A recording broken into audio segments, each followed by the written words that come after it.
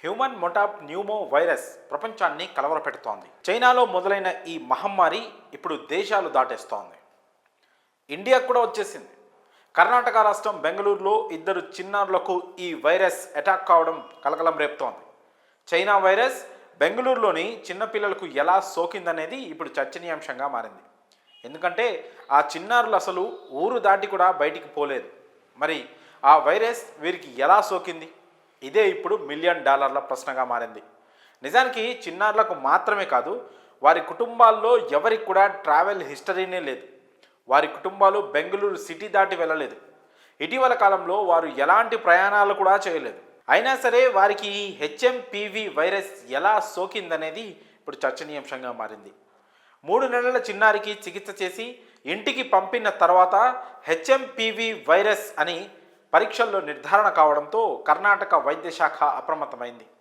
మళ్ళీ చిన్నారిని ఆసుపత్రిలోని ఐసోలేషన్ వార్డులో ఉంచి చికిత్స అందిస్తున్నారు. చైనా, జపాన్ దేశాల్లో ఇప్పటికే హెచ్ఎంపివి వైరస్ తీవ్ర స్థాయిలో ఉంది. లక్షల మంది పిల్లలు, వృద్ధులు ఆసుపత్రిలో చికిత్స పొందుతున్నారు.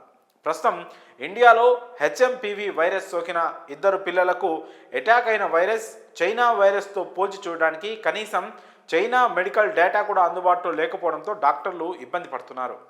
హెచ్ఎంపివి వైరస్ కొత్తది కాకపోయినా 20 ఏళ్లుగా మనుగడలో ఉన్నా ఇప్పుడు మరింత శక్తివంతంగా దాడి చేయడం అనేది ఆందోళన కలిగిస్తోంది. ఇక ఇండియాలో ఈ వైరస్ వ్యాప్తి ఎలా జరిగింది అనే విషయంపై కేంద్రం ఆరా తీస్తోంది, వివరాలు సేకరిస్తోంది, ట్రాకింగ్ మొదలుపెట్టింది. హెచ్ఎంపివి వైరస్ సోకిన 2 చిన్నారులకు ఎలాంటి ప్రాణాపాయం లేకపోవడం అనేది ఇక్కడ ఒక మంచి పరిణామం. అయినా వైరస్ వ్యాప్తిని అరికట్టడం అనేది చాలా ముఖ్యమైన అంశంగా భావిస్తోంది కేంద్ర ప్రభుత్వం. నిజానికి హ్యూమన్ మొటాప్ వైరస్ ఇప్పుడు కొత్తగా వచ్చిందేం కాదు.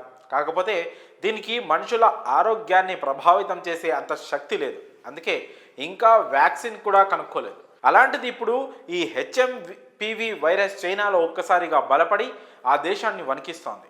ఒకవేళ చైనాలో మాదిరిగానే వైరస్ ఆటోమేటిక్గా బలపడి స్ప్రెడ్ అవుతుందంటే మాత్రం ఇది ఖచ్చితంగా ఆందోళన కలిగించే అంశం. ఇలా ఒక వైరస్ ఒక్కసారిగా బలపడే అవకాశం ఉంటుందా అంటే అవునని అంటున్నారు శాస్త్రవేత్తలు. ఇన్నాళ్లుగా వాతావరణ పరిస్థితులను తట్టుకొని నిలబడ్డ వైరస్ తనని తాను బలపరుచుకోగలదు. అలా జరిగిన సమయంలో దాని వ్యాప్తి తీవ్రంగా ఉంటుందని డాక్టర్స్ చెప్తున్నారు. బెంగళూరు చిన్నారులకు కూడా ఇలానే వైరస్ సోకి ఉండవచ్చు అన్న కామెంట్స్ కూడా వినిపిస్తున్నాయి. ఇప్పటికే శాస్త్రవేత్తలు ఈ విషయంలో అలర్ట్ అయ్యారు. మరి ఈ విషయంలో మీ అభిప్రాయాలను కామెంట్స్ రూపంలో తెలియజేయండి.